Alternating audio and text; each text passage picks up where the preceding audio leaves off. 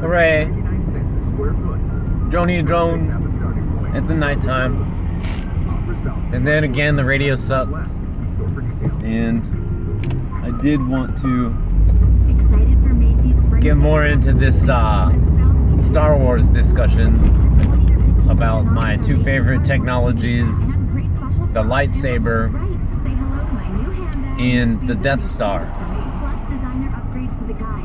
So, I remember having a comment string on the internet somewhere, so I was reading somebody's talking back and forth to me even. So the lightsaber, just to recap, the lightsaber has not a blade, but an event horizon in my concept.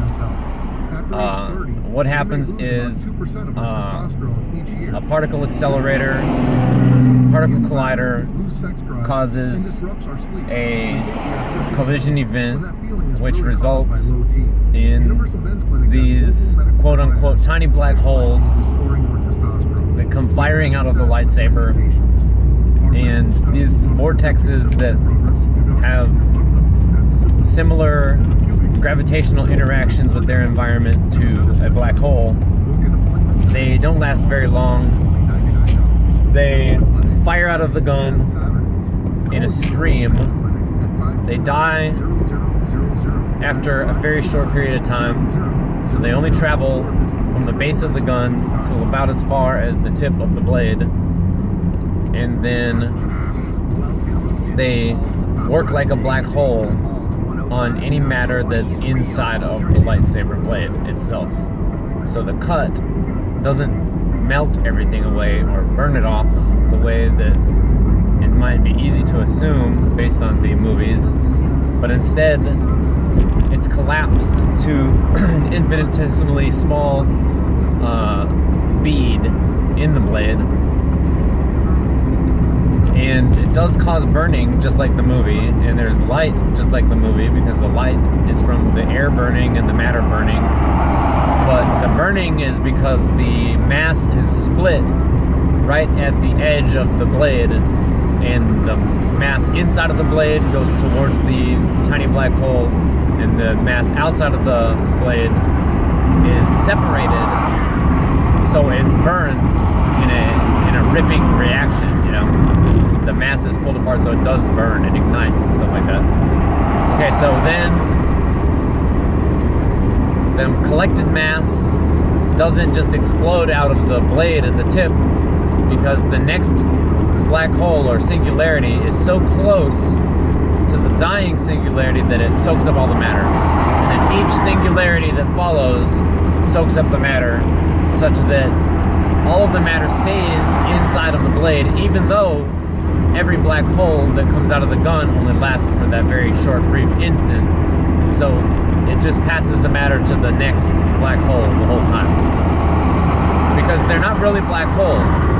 They're little vortexes of energy that, as the energy would disperse, it would stop having that sort of behavior, that ripping behavior, that gravitational pull within the blade, within the event horizon. Anyways, so now there's all of this mass that's stored up inside of the blade. So the lightsaber doesn't turn off. The blade, the timing or the speed of the duration of the black hole is adjusted, right? Using the characteristics of the collision event and also it's directed as a beam, possibly through some magnetic reaction. I don't know exactly how they go about directing it, but maybe they don't direct it as fast, or maybe they are able to have a control over the collision such that they can shorten the life of the singularity, and the blade would gradually retract. It would happen pretty quickly to our eyes, but in order to collect all of the matter from the dying singularity, it can only die a short distance closer to the handle. So when the blade retracts, it stays running, and the collision event is basically the same whether the blade is on or off. It just keeps pumping at the same rate. It never actually turns off. It's just extended or not extended. So inside of the handle of the lightsaber is the blade of the lightsaber just running away, running infinitely away. And it's not collecting any matter at this point because it's inside of a chamber inside of the handle that does not need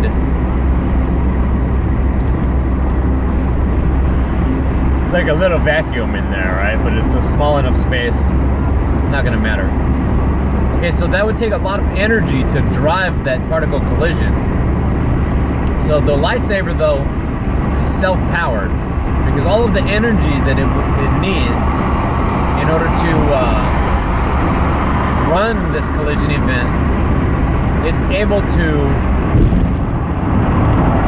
collect that energy by interacting with the singularity tiny black hole cascade, and all of the matter and energy that's stored up inside of the blade.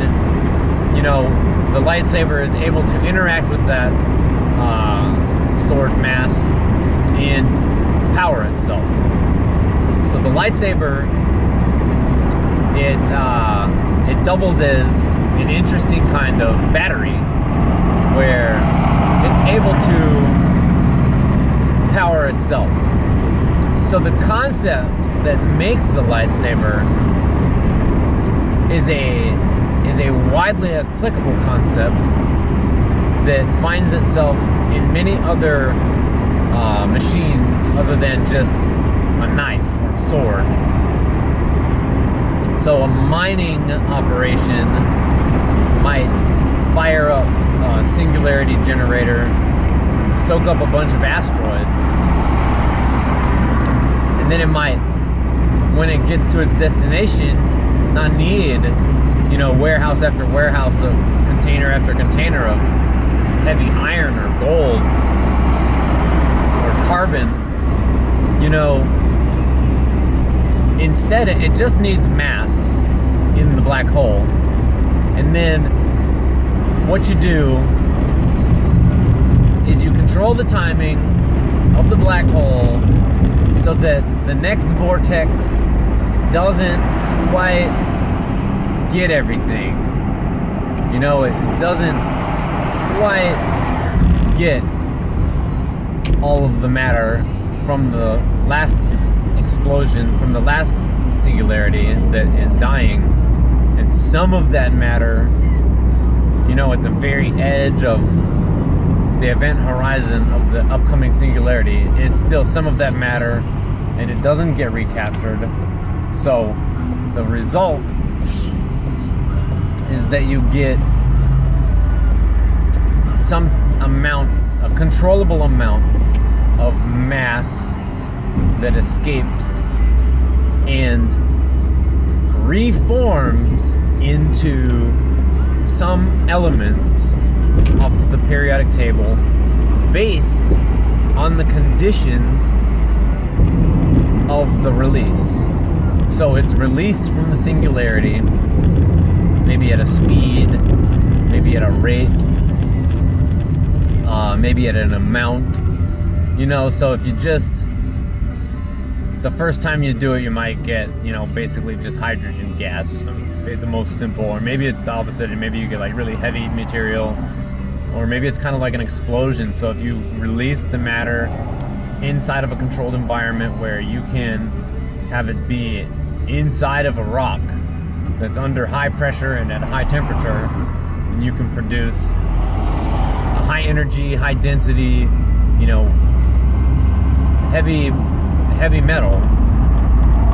Or if you release it inside of a vacuum, then maybe you can produce, a whole lot of hydrogen gas or something like that, and almost no heavy metals, but if you do things just right, you might end up with some, unobtainium or something like that, or adamantium, some undiscovered, that's what they're doing in these particle accelerators, is they are creating a high energy environment that produces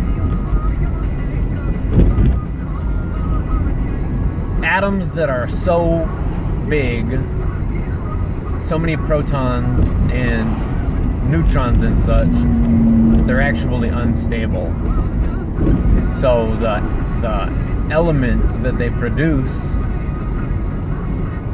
can't exist outside of the energy environment of the explosion, but while the explosion is going on, it is able to exist. So they're able to detect it or see it, and then they can say, okay, so we've got this element here. We're sure that this element with this atomic mass did exist under this condition, and it lasted for this amount of time at least, but no longer than this amount of time. And it's all, anyways, the suggestion is that the same technology that makes the lightsaber has many applications and is heavily related to power production as well. So you can interact with a collision event that you store a bunch of matter and energy into and run it as like a giant battery, or a particular kind of battery, where you can interact with it until eventually, you know, you need to maybe recharge it in order to safely draw power from it, you know, because it needs to self-power and keep up this reaction, this interaction, and also enough energy to maintain the gravitational effect of a tiny black hole.